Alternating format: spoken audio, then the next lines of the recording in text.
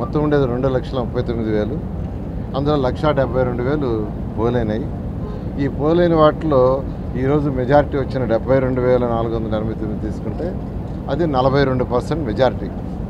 బహుశా నెల్లూరు సిటీ చరిత్రలో బహుశా ఇది ఫస్ట్ టైం అనుకుంటాను ఇంత మెజారిటీ రావటం.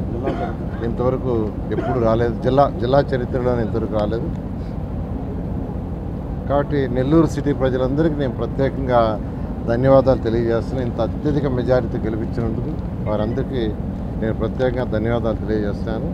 ఖచ్చితంగా వాళ్ళు ఇంత నమ్మకంతో నన్ను గెలిపించినందుకు ఖచ్చితంగా ప్రజా సమస్యలన్నీ ఏదైతే ఉన్నాయో వాటిలన్నీ తీరేటట్టుగా, అవసరమైతే అసెంబ్లీలో మాట్లాడి డిస్కస్ చేసి ప్రజా సమస్యలను తీరేటట్టుగా, అంతేకాదు 2014 నుంచి 19 దాకా అనేక పనులు టేకప్ చేశాం.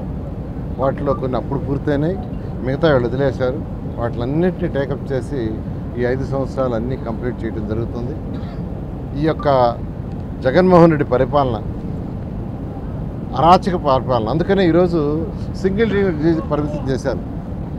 వైఎస్ఆర్సీపీ పార్టీని సింగిల్ డిజిట్కి ఎందుకు పరిమితం చేశారంటే అతని యొక్క అరాచక పరిపాలన, అతను ప్రజా సమస్యల గురించి పట్టించుకోవాలా. సీఎం కాగానే ఫస్ట్ ప్రజావేదికను కోల్చూశాడు. ప్రజావేదిక వ్యవస్థ వద్దండి, ప్రజలు కట్టిన ట్యాక్సులతో వచ్చింది, ట్యాక్సులతో నిర్మించింది, అది ప్రజల సొత్తు. అక్కడి నుంచి ఆయన యొక్క సాడిజం బయటపడింది. పరిపాలన మొత్తం కంప్లీట్గా అస్తవ్యస్తం చేశాడు. ఉద్యోగాలు ఎవరికి లేవు, ఒక ఇండస్ట్రీ లేదు, రాష్ట్రానికి అప్పులు చేసి పెట్టాడు. అయినప్పటికీ మా నాయకుడు కాబోయే ముఖ్యమంత్రి నారా చంద్రబాబు నాయుడు గారు, ఆయనకి విషయం ఉంది. రాష్ట్రానికి ఏ విధంగా ఇన్కమ్ డెవలప్ చేయాలా, ఫస్ట్ ఇన్కమ్ డెవలప్ చేయాలా, ఇన్కమ్ డెవలప్ చేసిన తర్వాత వచ్చిన దాంట్లో కొంత సంక్షేమానికి కొంత అభివృద్ధి చేస్తూ ఈ రాష్ట్రాన్ని ముందుకు తీసుకుపోవడం జరుగుతుంది.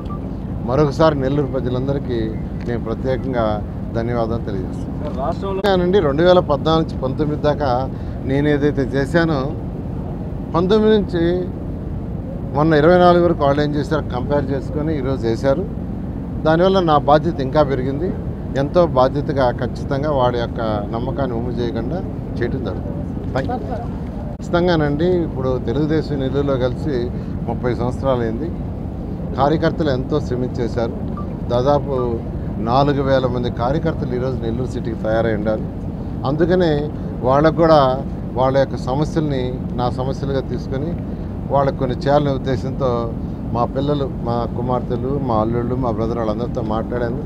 సంవత్సరానికి 10 కోట్ల రూపాయల లక్షల ఫండ్గా పెట్టి వాళ్ళకి ఏదైనా పెళ్ళిళ్ళు కానీ లేదైనా కార్యక్రమాలు కానీ పిల్లల చదువులు కానీ హెల్త్ కానీ ఉంటే హెల్ప్ చేయడానికి ముందుకు వచ్చారు. ఒక ట్రస్ట్ పెట్టి ఆ విధంగా కార్యకర్తల్ని అంటే తెలుగుదేశం పార్టీ ఆదుకుంటుంది. దాంతో నేను పర్సనల్గా ఇంత మెజారిటీ ఇచ్చారు, ఇంత ఆదరించారు కాబట్టి ఖచ్చితంగా నేను కార్యకర్తలను ఆదుకోవడం జరుగుతుంది.